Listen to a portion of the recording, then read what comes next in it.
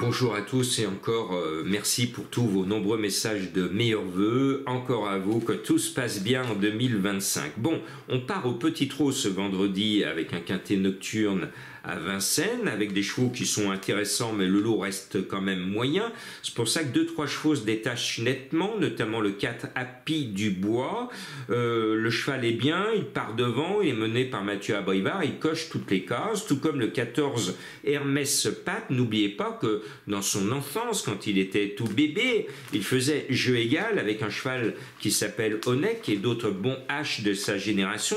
S'il se souvient de ses valeurs de sa jeunesse, eh bien ce papy qui a maintenant 8 ans est capable de se réveiller, de gagner ce quintet. En tout cas, il ne devrait pas taper loin.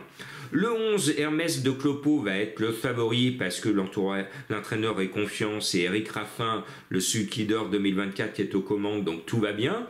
Et puis le 11 appelle le 1, comme le 4 appelait le 14, mais méthode du jeu de la finale. Le 1, haute cote de nuit, eh bien, est plutôt en basse cote de nuit parce qu'il est annoncé à 5 contre 1. Bien, l'entourage est confiant, c'est David Thomas. Bon, méfiez-vous quand même. Écoutez sa musique. 5e, disqualifié. 12e, 4e, 5e, arrêté, disqualifié. 6e.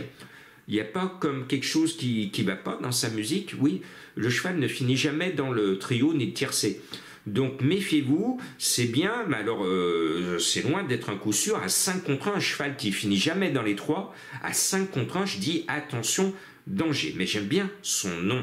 Et puis, j'aime beaucoup pour son nom le 6, Good Morning Charlie. Alors, vu le récent attentat aux États-Unis et les attentats précédents, bah, il faut rester Charlie, dénoncer ceux qui tuent des innocents.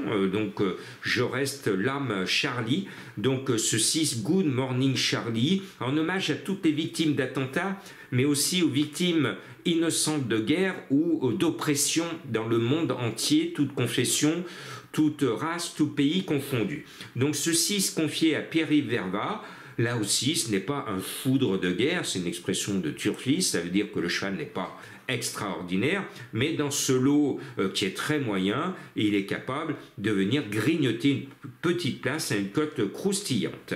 Le 7 Arcuel, ben, c'est un moyen pour moi de faire un petit coucou à Franck Nivard, qui est entraîneur et qui est encore mis à pied jusqu'au 8 janvier. Je vous ai expliqué ce qu'il en est. Merci à tous ceux qui ont posté sur ma chaîne des messages de soutien à Franck Nivard. Je pense qu'il en a été sensible et son 7 Arcuel est capable de compléter la bonne arrivée, mais son 7 lui aussi, ça fait bien longtemps qu'il n'a pas figuré ces derniers temps dans les 3 premiers. Il faut remonter à sa 7e course pour le voir 2e. Bien, mais je pense qu'il peut venir finir 4-5e pour apporter quelques sous dans la tirelire qui est bien creuse en ce moment de Franck Nivard. Le 2 Hip Hop de Matt Kerr. Sa musique est régulière, mais il est plus 5, 6, 7e, 8e, 9e que 1, 2, 3.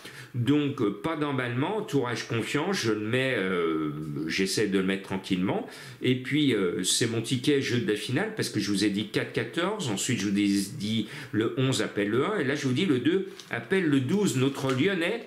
Galopin de Blot, ce 12 me paraît barré. Maintenant, sa dernière course est bien, et surtout, je joue plus Benjamin Rochard que notre cheval lyonnais. Bien, pourquoi pas, mais il va falloir qu'il y ait des déceptions pour que notre 12 soit à l'arrivée. Et je termine avec 3 chevaux mystères. Je vous propose d'aller chercher une roche sédimentaire que l'on confond des fois au quartz et qui nous permet de découvrir un nom de cheval qui commence par un J pour vous aider. Je vous donne pratiquement la solution. Et je viens de vous parler de l'attentat aux États-Unis. Eh bien, c'est un des États des États-Unis qui court et qui porte le nom d'un cheval. Ça, c'est mon 2e cheval mystère. Et le 3e, eh bien, sa maman à Cagnes-sur-Mer est en extase. Je répète, sa maman à Cagnes-sur-Mer est en extase. Et oui, elle voit la mer. Comment ne pas être en extase quand on voit la mer? Bonne chance et encore bonne année à vous tous.